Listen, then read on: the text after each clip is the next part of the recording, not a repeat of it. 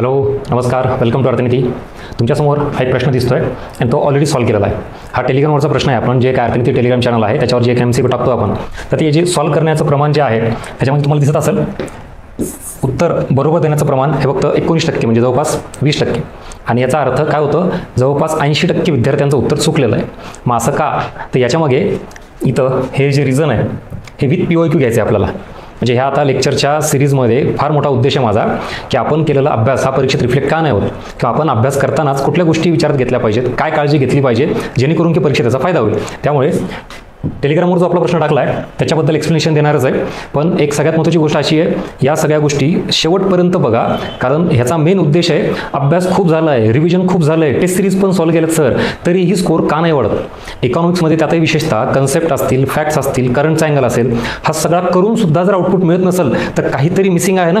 आणि तो एरिया आपला जो मिसिंग आहे तो फाइंड आउट करायचा आणि त्याच्यावर काम करायचं. कारण ही जी काय आता एक्झाम पुढे गेली आहे, ज्या काही पुढे 2026च्या पण एक्झाम आलेल्या आहेत, ही अपॉर्च्युनिटी गमवायची नसेल तर असाच काहीतरी एरिया आहे जो मिसिंग आहे आणि त्यामुळे आपला रिझल्ट जातोय, तो फाइंड आउट करा, त्याच्यावर काम करा. ठीक आहे, चला. सो हा प्रश्न. आणि आता जो कोणी नवीन विद्यार्थी असेल तर टेलिग्राम चॅनलवर जायचं, अर्थनीती बाय गजानन बस्के सर्च करा, तिथं तो प्रश्न सॉल्व्ह करणं अपेक्षित आहे. आणि त्याच्यानंतर डिस्कशन तुम्हाला आपल्या यूट्यूबला मिळेल. त्यामुळे यूट्यूब चॅनल आणि टेलिग्राम चॅनल दोन्ही सबस्क्राईब करून ठेवा. बघा हा प्रश्न काय, प्रधानमंत्री जनधन योजनेची घोषणा कधी करण्यात आली? आणि खाली ऑप्शन आहेत: 15 ऑगस्ट 2015, 28 ऑगस्ट 2014, 28 ऑगस्ट 2015, 15 ऑगस्ट 2014. आणि मग याचं उत्तर काय? 15 ऑगस्ट 2014. तुम्हाला सर असे कुठले पर्याय असतात का? किती कन्फ्युजन आहे. इथं ऑगस्ट आहे, 14 आहे, 15 आहे. आणि बऱ्यापैकी विद्यार्थ्यांचा हा एक समज असतो की अर्थनीतीचे आपले प्रश्न फारच अवघड, किचकट किंवा काय असं आहे ना. बाबा ये इकडं, हा कोणाचा आहे? आयोगाचा प्रश्न आहे. आता इथं मी काय ह्याचं एक्सप्लेनेशन घेत बसणार नाही, मी इथं कन्सेप्ट क्लिअर करणार नाही, तो टॉपिक क्लिअर करणार नाही, पण त्याचा approach, demand of the exam आणि प्रश्नातला ट्रॅप हा आपल्याला डिस्कस करायचा आहे. हा डिमॉनिटायझेशनबद्दलचा प्रश्न आहे. पंतप्रधान नरेंद्र मोदी यांनी 500 आणि 1000च्या ज्या नोटा आपल्या बंद केलेल्या आहेत, तर त्या कधी केलेल्या आहेत, त्याची घोषणा कधी केलेली आहे? तर आता पर्याय बघा: 8 मार्च 2016, 8 नोव्हेंबर 2016, 8 ऑक्टोबर 2016, 8 डिसेंबर 2016. म्हणजे काय, ऑक्टोबर, नोव्हेंबर, डिसेंबर, मार्च आणि सगळीकडे 8 8 8 8. आता हा प्रश्न आयोगाचा आहे, माझा नाही. ज्याला असं वाटतं ना की अर्थनीतीचे प्रश्न सॉल्व्ह होत नाहीत सर, फार टफ असतात, अवघड असतात, तो पॅटर्न माझा नाही आहे. म्हणजे बरेच वेळा सगळेजण म्हणतात की आयोग ॲज इट इज आपल्या पुस्तकातून प्रश्न आलेला आहे, हे केलेलं आहे, आयोग आपल्यालाच फॉलो करतो. माझं उलट आहे, ऑन रेकॉर्ड मी सांगतो, मी आयोगाला फॉलो करतो, आयोग नाही फॉलो करत. आयोगाच्याच मागच्या सगळ्या POQचा एवढा स्ट्रॉंग ॲनालिसिसचा पार्ट हा करून तुमच्यासमोर मांडलेला आहे आणि तेच सगळे इथं दिसतं. आता बघा आपले ऑप्शन: 15 ऑगस्ट 2015, 28 ऑगस्ट 2014, 28 ऑगस्ट 2015. आणि हे कन्फ्युजन का वाटतात? कारण कधी आपण POQ प्रॉपर ॲनालिसिस केलं नाही. हे आयोगाचे पर्याय आहेत. म्हणजे आयोगाला आता तुम्हाला ह्या लेवलला आपल्याला अभ्यास न्यावं लागेल, परफेक्शन न्यावं लागेल. म्हणजे विषय काय इथं, most important point, demand of the एक्झामच माहीत नाही आपल्याला आणि म्हणून केलेला अभ्यास रिफ्लेक्ट होत नाही. Second thing is that study खूप झाला आहे, खूप, पण अलर्टनेस नाही आहे. त्याचं कारण दाखवतो अलर्टनेसचं, या इकडं. आणि अजून एक इम्पॉर्टंट कीवर्ड आणि प्रश्नातील ट्रॅप. आता हा प्रश्न बऱ्याच जणांचं उत्तर काय दिलं असेल त्यांनी सांगतो तुम्हाला: 28 ऑगस्ट 2014. मग हा पर्याय जनधन योजनेसंदर्भात आहे का? तर आहे. म्हणजे चौथा पर्याय हे तर उत्तरच आहे आपलं, पण हा पर्याय या योजनेसंदर्भात आहे का? तर आहे. का? कारण इथं याच्यामध्ये जनधन योजनेची घोषणा विचारली आहे आणि ती कधी झाली आहे? 15 ऑगस्ट 2014ला. पण तुम्ही जे दुसरा पर्याय ज्यांनी निवडला आहे त्यांना हे माहिती आहे की ह्याची सुरुवात कधी झाली आहे? 28 ऑगस्ट 2014. Yes or no? आणि ट्रॅप कळाला का? इम्पॉर्टंट कीवर्ड लक्षात आला का? आपण जनधन योजना अभ्यास तर करतो, वाचतो, पण नेमका परीक्षेत त्याच्यावर प्रश्न कसा येतो हे माहीत नसल्यामुळं होतंय काय तुमचं? फक्त आणि फक्त अभ्यास, अलर्टनेस नाही. प्रश्न वाचताना इम्पॉर्टंट कीवर्ड हा ट्रॅप असतो आयोगाचा. लक्षात घ्या. इथं घोषणा विचारली आहे का सुरुवात विचारली, हे एकच आहे का? वेगवेगळं आहे ना. आणि मग काय होतं, त्या प्रेशरमध्ये एका तासामध्ये तिथं लक्षात येत नाही. त्या गोंधळात जनधन योजना म्हणलं की चल 28 ऑगस्ट 2014 होतंय का असं? यस ऑर नो मला सांगा. आणि हीच गोष्ट आपल्याला परीक्षेत घातक ठरते. त्याच्यामध्ये अभ्यास असूनही एक क्वेश्चन जातो, एक मार्क जातो आणि एक वर्ष जातं आणि मग पश्चाताप हातात राहतो फक्त. सर मी अभ्यास तर खूप केला होता पण सिली मिस्टेक झाली, सर लक्षात नाही आलं. असं होते का कधी कधी? परीक्षेत प्रश्न वाचला, सगळं झालं, उत्तर पण दिलं 2, जेव्हा आन्सर की येते ना तेव्हा कळतं अरे उत्तर चुकलं माझं. कसं काय? 2 नंबर आयोगाने दिलं नाही, आयोगाने 4 नंबर उत्तर दिलं आहे. मग हे 4 नंबर कसं काय? कारण पुन्हा कळतं, अरे हां इथं घोषणा विचारली आहे. मग मला वाटलं की सुरुवात विचारली आहे. अरे बाबा तुझ्या वाटण्यानं काय फरक पडत नाही. हेच तर चुकलं आजपर्यंत. 5-6 वर्ष का लागत आहेत MPSCला? कारण हे कळायला वेळ लागतं आपल्याला की हे कीवर्ड्स आहेत. बरं सेम हा प्रश्न आता मी तुम्हाला अजून दाखवेल पुढे. आता तर पुढे सुरू झाली सिरीज आपली, तुम्ही टचमध्ये राहा. तुम्हाला फेमाबाबत, MG नरेगाबाबत किती वेळा असं सांगितलं की आयोगाचे कायदा जो आहे तो संमत कधी झाला आणि लागू कधी झाला याच्यावर प्रश्न आहेत. पण आपल्याला ती कुठं माहिती असतं की असं पण असतं का सर? घोषणा कधी झाली, सुरुवात कधी झाली, कायदा संमत कधी झाला, कायदा कधी लागू झाला, FRBMचा, फेरा ॲक्ट असेल कुठलाही, ह्या लेवलला जर आयोग जात असेल तर आपणही गेलं पाहिजे. आणि मग इथं काय होतं, एक तर प्रश्नामध्ये हा ट्रॅप होता की घोषणा की सुरुवात. म्हणजे तुम्ही आता इथून पुढं ज्या वेळेला असा काही अभ्यास कराल तेव्हा तुम्हाला आपला अर्थनीती पॅटर्न आठवला पाहिजे. नाही जनधन योजना करायची म्हणलं, थांबा आता घोषणा कधी झाली 15 ऑगस्ट 2014, मग सुरुवात कधी झाली 28 ऑगस्ट 2014. आता परीक्षेत आयोगाने नेमकं काय विचारलंय त्याच्यानुसार उत्तर बदलायला पाहिजे. उगाच आपल्याला जे वाटतं आपण जे पाठ केले तिथे लिहून डंप करून यायचं आणि तेच आत्तापर्यंत झालं आहे. चुकला का प्रश्न? आणि यातला ट्रॅप कळाला का? घोषणा आणि सुरुवात आणि ऑप्शन असे, आणि असे ऑप्शन का टाकले हे इथं काय आहे भयानक प्रकारे बघा ना. 4ही ऑप्शनमध्ये 8 आहे. सगळ्यांना माहिती की 8 तारीख आहे. अरे पण 8मध्ये पण कन्फ्यूज केले. बरं 4ही ऑप्शनमध्ये 2016 आहे. मग हे कन्फ्युजिंग ऑप्शन नाही तर काय? मग आपल्या टेलिग्रामवरचे जे प्रश्न आहेत चुकण्याचं प्रमाण काय आहे? कारण विद्यार्थ्यांचा काय झाला आहे, अभ्यास खूप झाला आहे पण अलर्टनेस कमी आहे. कुठं क्वेश्चन वाचताना अलर्टनेस, इम्पॉर्टंट कीवर्ड फोकस नाही आहे. आणि झालं काय, कॅज्युअल अप्रोच, सुपरफिशियल स्टडी करायचं, वर वाचलंय सगळंच आहे, माहिती सगळंच आहे, येस ऑर नो. जनधन योजना काही नवीन आहे का? तरी प्रश्न कसं काय चुकला? 80% विद्यार्थी प्रश्न चुकतात म्हणजे विचार करा, त्यांचा काय अभ्यास नाही का? आहे ना.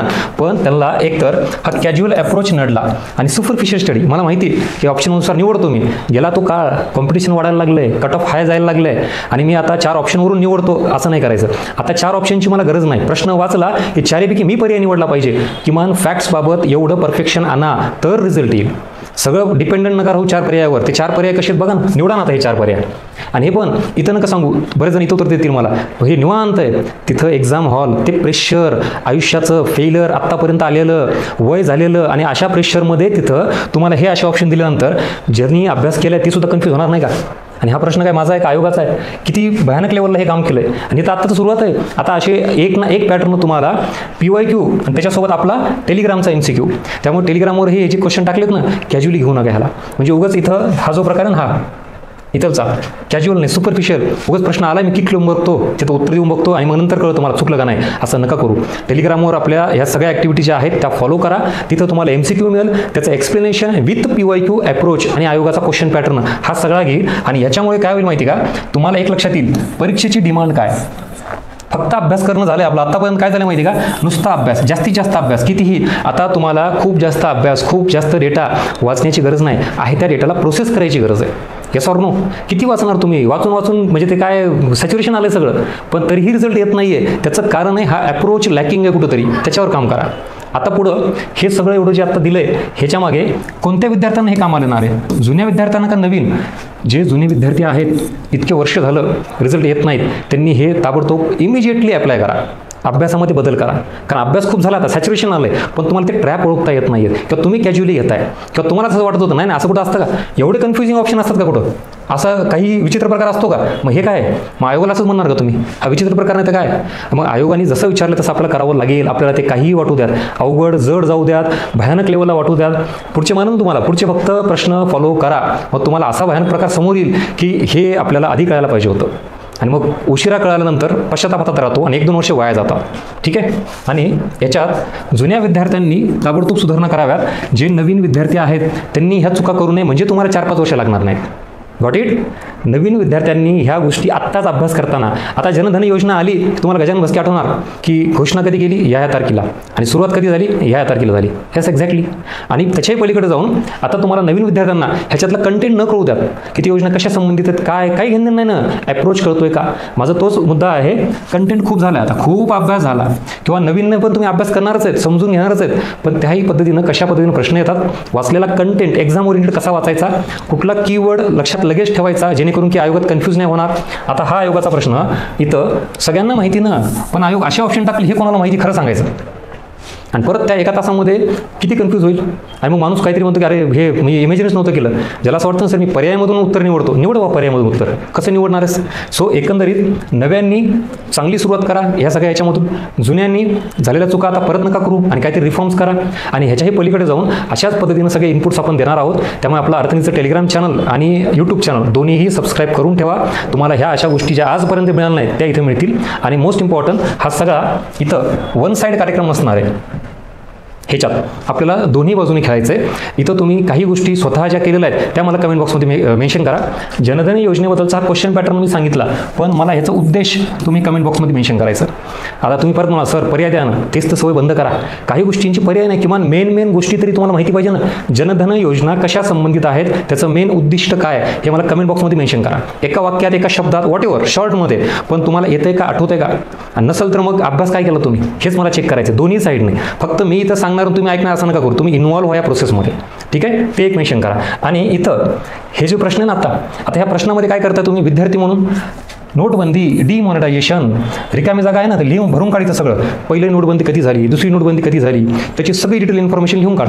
मग ते पुस्तकात पण आहे, कुठल्या नोट्समध्ये पण आहे, आणि तेच इथे घेणार तू असं नाही. आता तुम्हाला काय करायचं आहे, या POQ त्या टॉपिक संदर्भात इन्फॉर्मेशन लिहिण्यापेक्षा तो प्रश्न त्या टॉपिकवर कसा विचारला आहे, पर्याय कसे विचारलेत आणि तुम्ही अभ्यास कसा करायचा आहे हे POQ घ्या. This is called as POQ analysis. तुम्ही POQचं नुसती इन्फॉर्मेशन लिहून मोकळे केलेत सगळे, POQ भरून काढलेत ही इन्फॉर्मेशन देऊन त्या टॉपिक संदर्भात. जे की जे पुस्तकात आहे तेच इकडे छापले, झेरॉक्स मशीन चालू केली तुम्ही. आणि हे तर जे विचारायचं राहिलं ते बाजूलाच. आयोगाला काय दाखवायचं होतं, 4 पर्याय कसे येतात, अभ्यासाचा अप्रोच कसा घ्यायचा आहे, हे सगळं आपल्याला इथून पुढे करायचं आहे. त्यामागचा हा उद्देश आहे माझा. त्यामुळे इथं कुठली कन्सेप्ट, इथं कुठला टॉपिक हा क्लिअर करण्यापेक्षा त्याच्याबद्दलचा approach, demand of the exam आणि मोस्ट इम्पॉर्टंट हे सगळे पॉईंट्स आपल्याला इथे डिस्कस करायचे. So this is all about today's lecture. हा एक क्वेश्चन झाला. कसा वाटला आवर्जून या कंटेंटबद्दल, या व्हिडिओबद्दल तुमचे फीडबॅक मेन्शन करा, लाईक करा आणि जास्तीत जास्त विद्यार्थ्यांना शेअर करा. कारण ह्याच गोष्टी ज्या आपल्यापर्यंत आल्या नाहीत त्या आता येत आहेत, तर त्या चांगल्या पद्धतीने शेअर करा तुमच्या सर्कलमध्ये. आणि नक्की तुमचे फीडबॅक या सगळ्या इनिशिएटिव्हबद्दल मेन्शन करा. आणि आता थोडं सुरुवात केली आहे, असेच आता किती पॅटर्न, किती POQ आणि त्यासोबत किती क्वेश्चन आहेत जे टेलिग्रामला आपण ऑलरेडी टाकले तेही सॉल्व्ह करा. आणि इथून पुढेही तुम्हाला येतील. म्हणजे असं नाही की आता इथून पुढे येणार, त्याच्या आधी टाकलेत मी 2 दिवस 4 दिवस असं स्क्रोल करत मागे जा आणि सॉल्व्ह करा. सिरियसली सॉल्व्ह करा. उगाच मला काहीतरी वाटलं मी 2 नंबर देऊन बघतो उत्तर आणि मग काय बरोबर आहे काय नाही पुन्हा बघतो असं नका करू. त्याच्याने अभ्यास चेक होणार नाही. ठीक आहे, चलो. So thank you so much. भेटू परत एका नवीन क्वेश्चन आणि नवीन एरियासोबत. थँक्यू.